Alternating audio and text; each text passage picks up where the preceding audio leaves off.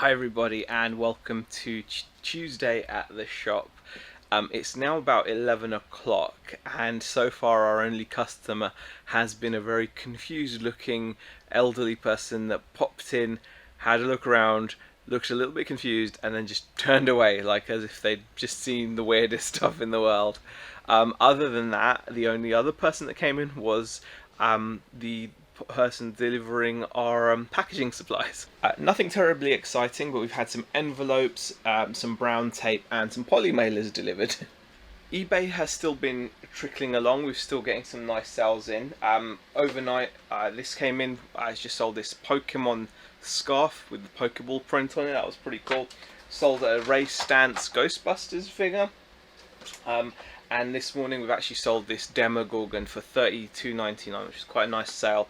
I picked up a bunch, I think it was like 8 or something, or 7 or 8 Stranger Things figures for like 40 quid, so they owe me around a fiver each.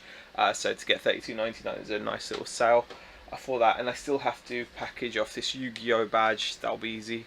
Beck packaged up the Ahmed Jeff Dunham doll yesterday, so I just need to get that labelled up and ready to go. Other than that, I'm going to try to keep as busy as I can. Trying to do a bit of social media posts, get some photos taken so I can have them ready to upload to Facebook and Instagram, and also to come up with some TikTok video ideas, because TikTok seems to get a lot of views very easily for just a few seconds of video. And I don't know if it translates into anything, but I've seen quite a few people do pretty well out of promoting their businesses on there. So better to do it than not to do it, I suppose, is the way to look at it. Any exposure obviously we can bring to the shop and to our website is key. If anything, I'd say exposure to the website is more important than the shop, because obviously the website can reach more people, whereas the shop is only ever going to reach people that are around the area or close enough to visit. So that's going to be my main focus for today. One thing that I forgot to talk about, and I've just been reminded by looking at this Ray Stantz figure, is recently I've sold a bunch of these on Amazon. I'd forgotten I'd sent them up to Amazon FBA a while ago. And obviously, it being the week of the release of the new Ghostbusters movie, people have been buying these off Amazon, and I've been doing okay out of it. And it just got me thinking, like, really, I should be doing a lot more on Amazon with the stock we've got. There is actually a plugin very similar for our website. Just like if I list something on my website, it automatically lists it onto eBay for me, and it corrects the stock when it sells in the shop. It corrects the stock levels on eBay, etc. So it's all automated, and there's a plugin to do the same thing with Amazon. So when I make a listing for the website, I could actually have it so it's listing on eBay and on Amazon. But I think going forward, I'd probably go for the merchant fulfilled route, and then just see if I get sales from it, great. If I don't, I don't. But it's just adding another marketplace to sell on without really doing much effort. The plugin was cheap to get hold of, so I've now downloaded that, and going forward I think I'm going to start to get everything we list in the shop listed, as well, as long as it's new. This is just the new stuff. I'm going to get it listed in the shop, onto eBay and onto Amazon, because why not, as well as the website. Shipping has been done. We've had our first paying customer of the day. It was quite cool because it was a lady that was looking to buy a gift for a nephew, and teenage nephew, and she really didn't know where to begin. So it was cool because I was able to suggest a bunch of giftable type items, and she really didn't know what he was into, etc. But she kind of in the end ended up going for a Ghostbusters like 3D heat changing mug, because it was like a safe bet. It's a usable item, it's very giftable, no one's going to be offended by receiving it. One other thing I want to talk about, had a little bit of an eBay drama, as it were. We sold a packet of badges, like that kind of thing. So we sold a packet of badges like that for $3.99 on eBay. That's with free shipping, guys, with free shipping. And I'm guessing either the customer got mistaken, maybe they bought a bunch of things and they got some orders mixed up, but they said left price on item paid almost double, and that's just not possible, and they left us a neutral feedback. So I've sent them a message. I'm hoping they're going to reply to me just to say, hey, I don't think this is us. Maybe you've got us mixed up, but we charged $3.99 for those badges, and you paid $3.99. How did you end up paying almost double? It's just not, something doesn't seem right. So please let me know and maybe revise the feedback. If I don't hear anything, I'm going to have to face calling eBay. And it's one of those things, it's like, do I bother calling them? I mean, we are getting quite a lot of feedback pretty much every day now, and most of it, well, pretty much all of it actually, thankfully has been positive. So this neutral isn't overall going to hurt us, but I'm just thinking in case we hit like a little slew of negatives or something, because these things often are like buses where you'll get them in pairs and threes and things like that.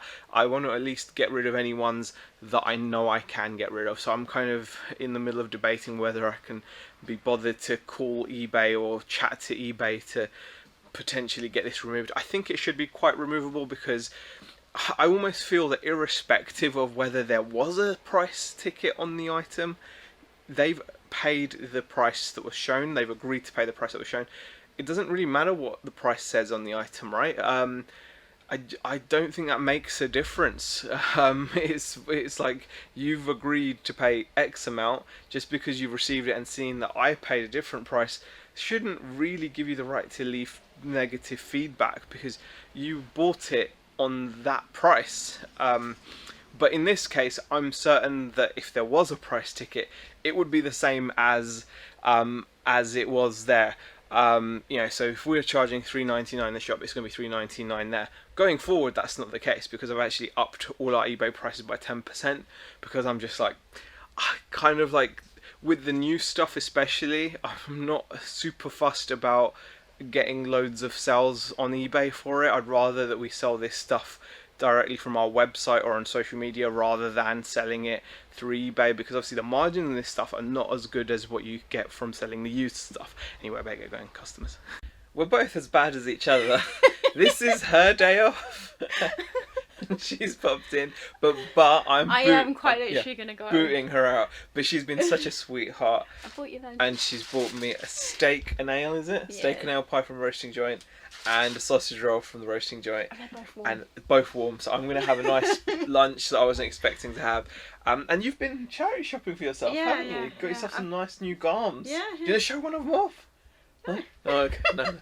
Pushed it too far there, folks. Pushed it too far. So the peg is off, but it's always nice. Do you want me to say while you eat? No. Are you sure? Yeah, I can. Honestly, we're not. Okay. That would be if we were busy. I thought I'd give you guys a little shop update. It's about 5 o'clock now, and we haven't had a huge amount of customers in, but most of the people that have actually come in today have bought, which is always really nice. So it's nice to know that when we're getting our target customers, i.e. the customer that walks past and thinks, that's my kind of shop, and they walk in, it's nice to know that the majority of them are actually finding a little something in this tiny little shop that they like enough to buy. So the last example of that, we've just had a couple of guys come in and they've picked up a few gifts, very Nightmare Before Christmas orientated. So they picked up like one of the Christmas baubles, one of the 3D prints, and a was it a keychain? I think it was a keychain. Can't be certain, slipped my mind. But yeah, it's just nice to know that we do provide enough variety that when people are coming in, they're definitely finding a little something. The other thing to bear in mind is a lot of the shops have already shut down for the day. So it's just like I said, it's just hitting like 5, and the high street is already like very, very quiet. But these guys had only just clocked off work. And that's why they were able to pop in and pick something up. Now, if I had shut at like 4, like a lot of the shops do around here, you're going to lose out on all of that business. It might not be a huge amount, but surely you want to be available when people are obviously able to visit you. So 2 things there that are really positive for me, that we're still getting customers even this late in the day, like I said, about 5ish. And plus, even though we've not had a huge amount of footfall, when people are coming in, they're picking stuff up. It's time to pack up and go home now. eBay, on the other hand, much quieter so far, but again, we've still got all the rest of the evening to go with that. So, I'm not reading anything into that. I can't wait to go home. Beck has promised grilled chicken with avocado and stuff wrap, so I'm really looking forward to having dinner now. It's yeah, so yeah, that's it really. I'm gonna call it a day. Thank you for watching, and I'll see you in the next one. Bye.